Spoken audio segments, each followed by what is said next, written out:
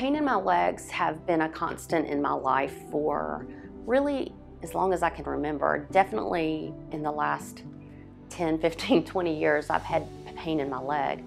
I really attributed it to other things. I have some autoimmune issues that affect my joints, so I thought the pain in my leg was only related to that. It's when my legs started really swelling a lot that I got nervous, and the swelling became really bad when I was at a meeting this past April, and the pain and the swelling became unbearable.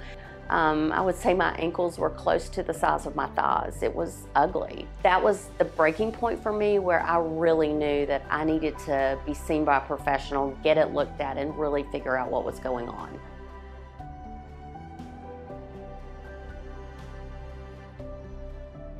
Venous insufficiency is a malfunction in the valves within the veins of the lower leg. Typically, this is in the superficial veins of the lower leg, and what happens is the valves and the veins begin to become engorged over time.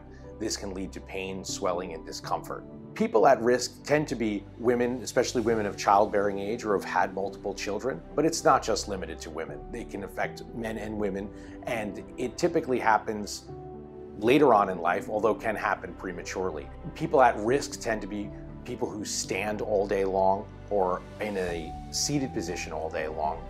From the moment I met Dr. Badia, I knew he was different, and I knew that he was going to be the doctor to help me. He understood exactly what to look for. His vascular ultrasound technologists are incredible. They did a great job, a very thorough job, and I felt absolutely confident that I was where I needed to be to get taken care of.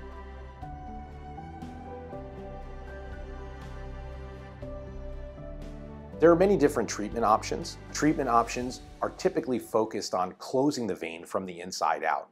These are minimally invasive techniques or catheter-based treatments, and they can be broken down into heat or other means of closing down the vein. And typical heat options include laser therapy or radiofrequency ablation. So Diane's progress has been remarkable, actually. When we first met, she was having significant swelling, and not just limited to the ankles, but to the face as well, which is a more uncommon symptom. And also uncommonly was having not any visible varicosities in the leg, but the swelling and the pain has changed dramatically throughout this and has gotten much better, and I'm very pleased about that. I am too.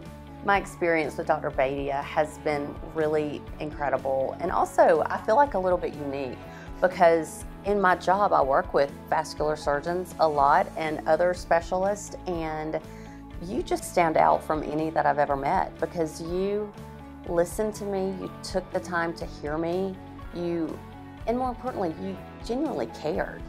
And you have shown me that throughout this whole process. And when you live in chronic pain for many, many years, people stop listening at some point, and you heard me and you fixed me. So thank you.